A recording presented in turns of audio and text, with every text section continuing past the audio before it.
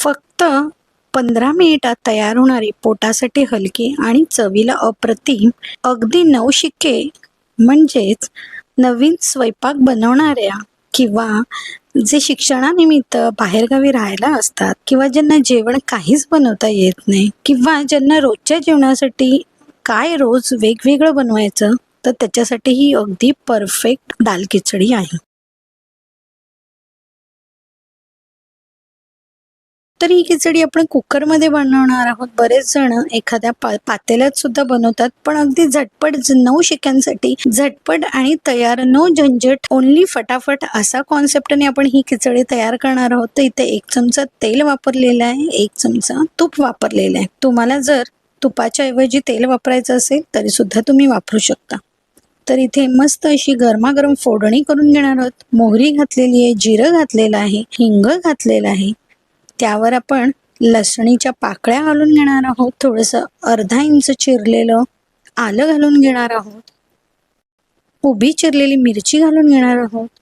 कढीपत्ता घालणार आहोत. त्याचबरोबर थोडासा कांदा सुद्धा आपण घालणार आहोत. कांदा, आलं आणि लसूण ह्यामुळे खिचडीला एक सुंदर अशी चव येणार आहे. तर व्यवस्थित अशी फोडणी परतवून घ्यायची आहे.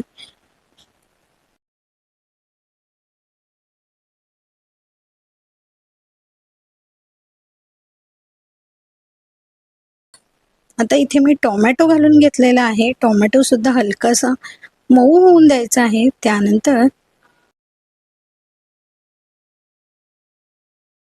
धुतलेली इथे डाळ वापरणार आहोत. तर इथे मी पाव कप मूग डाळ, पाव कप मसूर डाळ आणि पाव कप तूर डाळ असं सर्व मिळून आपण पावणा कप इथे डाळ वापरलेली आहे. म्हणजे 1 ग्लास तांदळासाठी पाऊण ग्लास आपण डाळ वापरलेली आहे. तुम्ही डाळीचं प्रमाण कमी जास्तही करू शकता किंवा इथे एकच डाळ तुम्हाला वापरायची असेल तरी सुद्धा तुम्ही वापरू शकता.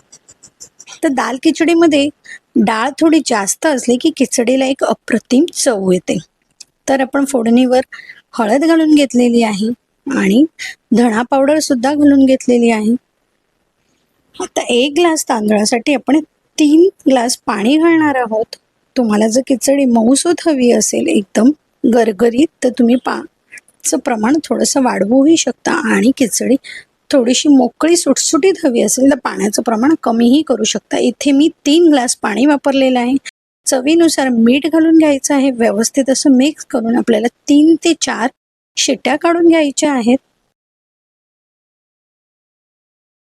आपली खिचडी 10 ते 12 मिनिटात तयार होणार आहे. बाजूलाच झटपट पापड तळून घ्यायचे आहेत.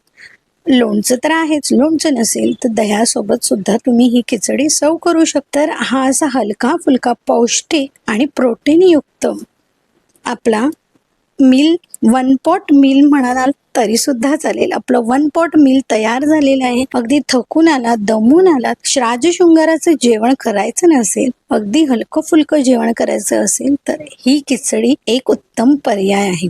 तर नवशिके हे सहजपणे बनवू शकतात अशी साधी सोपी हलकी फुलकी दाल खिचडी. त्यावर मस्त बारीक चिरलेली कोथिंबीर आणि तुपाची धार.